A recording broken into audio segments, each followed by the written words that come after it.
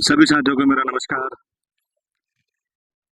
अभी थोड़े समय पहले एक सूचना और एक जानकारी जो प्राप्त हुई है माननीय हाई कोर्ट से, डबल बेंच में डाइट डीएलएड के वेटिंग वाले अभ्यर्थियों द्वारा जो याचिका दायर की गई थी, जो सिंगल बेंच में जिनको मोहलत नहीं मिली थी इस विज्ञापन में सम्मिलित होने की, उनके द्वारा जब डबल बेंच में इस मामले को रखा गया तो आज जो माननीय जज द्वारा इस केस को सुना गया तो उनके द्वारा सभी वेटिंग वाले अभ्यर्थी जितने याचिकागण हैं उनको 20 जुलाई तक का समय इस फॉर्म के लिए दिया गया है।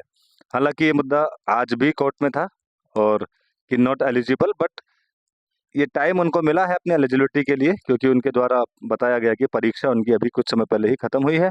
अब उनको इंतजार अपने परिणाम का है, यानी रिजल्ट का है, और बिना रिजल्ट के वो आवेदन नहीं कर सकते। तो उसके लिए कुछ समय मिला है, 15 दिन अब और बढ़ा दिया गया है। पहले अंतिम तिथि कुछ विज्ञापन में 5 जुलाई थी, जिसको बढ़ाकर अभी माननीय जज ने बताया है कि 20 जुलाई तक का समय इनके लिए मिल सकता है। और जो रिक्त पद, ऐसा भी कोर्ट में बात उठी थी कि जो पद लगभग 500 के अराउंड इनके लिए रिजर्व किए गए थे, उसके संबंध में भी जज ने बातचीत रखी है। यदि सरकार उस पर प्रतिक्रिया देती है कि 500 पद रिजर्व थे इन लोगों के लिए, तो वो भी इस भर्ती में सम्मिलित हो सकते हैं, जैसा आज माननीय कोर्ट से सूचना प्राप्त हुई है।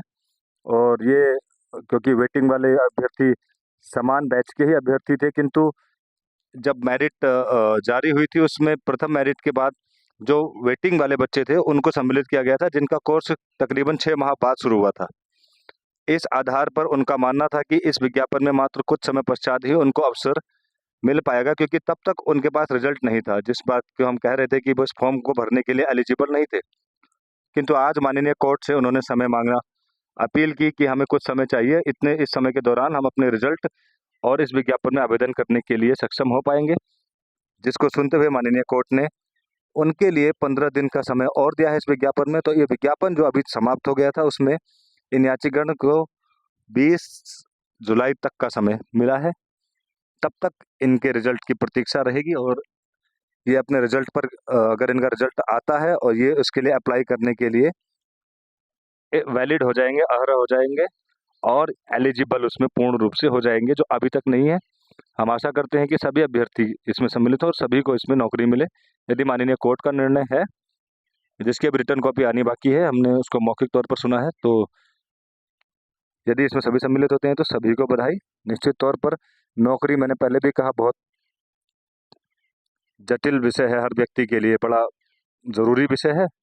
और विज्ञापन में इतने पद हैं जितने शायद अभ्यर्थी अभी नहीं दिख रहे हैं, तो बेहतरीन अवसर है, कुछ समय ही लेट सही, लेकिन सभी को इसमें आवेदन करने का अवसर मिल रहा है। जो नौकरी की ख्वाहिश और जो सपना है सभी का इसमें पूर्ण होता हुआ दिख रहा है। और वो उत्तराखंड के बच्चे हैं जिन्होंने डीएलएड का एग्जाम पास किया है। उस एग्जाम को पास करने के बाद जिनके द्वारा पूरा 2 साल का प्रशिक्षण प्राप्त किया गया है। और इस तरह के कमेंट या आंसर की मैं प्रतिक्रिया नहीं रखता हूं कि अदर स्टेट से कैसे भिन्न है। आज कोर्ट में स्पष्ट तौर पर कहा गया है ये वैकेंसी जो है उनकी वजह से दोबारा रीओपन हो रही है। धन्यवाद।